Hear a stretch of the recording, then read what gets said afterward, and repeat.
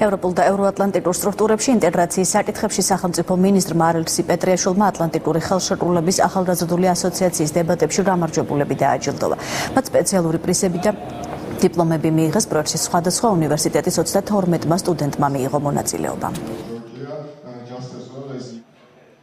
რუმინეთის ელჩი და რუმინეთის საელჩო როგორც სამეკავშირეო საკონტაქტო საელჩო ამჟამად საქართველოსა და ნატოს შორის და აჯილდოებს დღეს გადაეცემა სერტიფიკატები და ფიქრობ რომ ნატოს კვირეული ძალიან წარმატებული, ძალიან დინამიური და ძალიან საინტერესოა სტუდენტებისთვის, ჟურნალისტებისთვის, საზოგადოებისთვის. რამდენიმე ფაქტორმა ითამაშა თავისი როლი, ალბათ, აქ იყო რაღაც გამოცდილებაც, იყო ალბათ ნაწილობრივი იღბალიც და ჩემთვის პატივია ასეთი დონის ორგანიზებული შემოწირულობა.